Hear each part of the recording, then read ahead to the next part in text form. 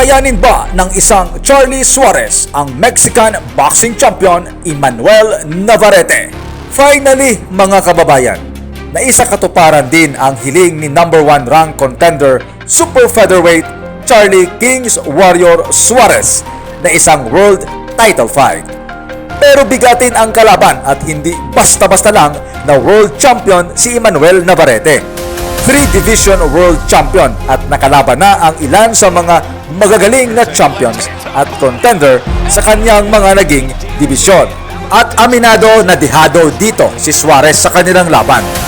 Bago pa man magsimula sa pagiging professional fighter si Suarez noong 2019, ay world champion na si Navarrete noong 2018. Masyadong malawak ang professional experience ng Mexicano at nagkaroon na ito ng 15 world title fight at 13 ang panalo at 10 dito ay knockout. Kaya duda ang marami sa mga boxing fans kung tatagal daw ba si Suarez sa laban na ito kay Navarrete. Si Charlie Suarez ay matagal na nangangampanya sa amateur level para sa Team Pilipinas.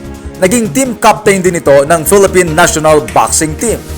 Nanalo si Suarez ng 3 gintong medalya sa Southeast Asian Games at silver medal sa 2014 Asian Games at nakasama din sa Philippine delegation sa Rio Olympics.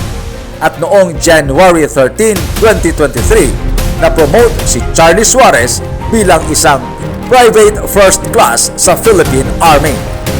Umangat sa world ranking si Suarez nang talunin nito ang noon ay undefeated na Australian boxing sensation Paul Fleming via TKO sa 12th round para magapi ang WBC International Super Featherweight title. Matalino kung lumaban si Charlie.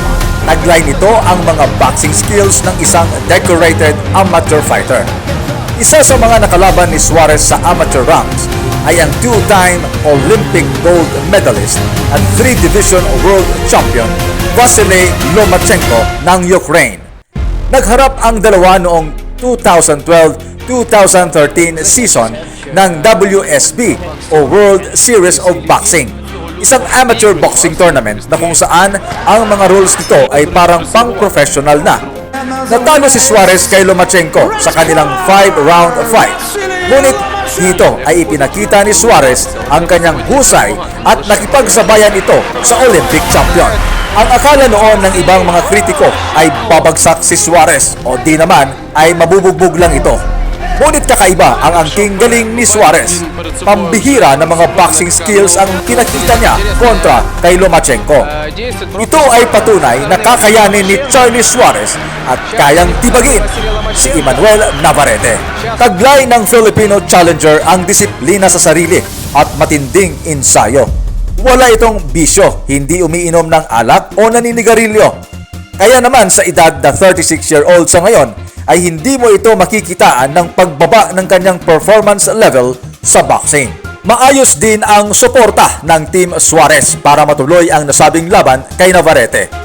Malaki ang naitutulong ni former Ilocos Sur Governor Chavit Singson na ngayon ay tumatayong parang manager na rin ni Suarez at ng kanyang best friend at nagtatayong trainer na si Delphine Boholtz, isang kaibigan at kasama rin niya sa national boxing team. Ayon kay Charlie Suarez, pangarap niya na maging world champion sa boxing at makapagbigay ng marami pang karangalan sa ating bansa. Walang imposible na makamtan at maabot ang mga pangarap. Patuloy lang na magsumikap, mag-ensayo ng maayos, magkaroon ng mga tamang tao na aalalay at susuporta at higit sa lahat ang disiplina sa sarili. Mabuhay ka, Charlie King Warrior Suarez! Good luck sa iyong world title fight at ipagdasal namin at ng inyong mga kababayan ang tagumpay mo na maging world boxing champion.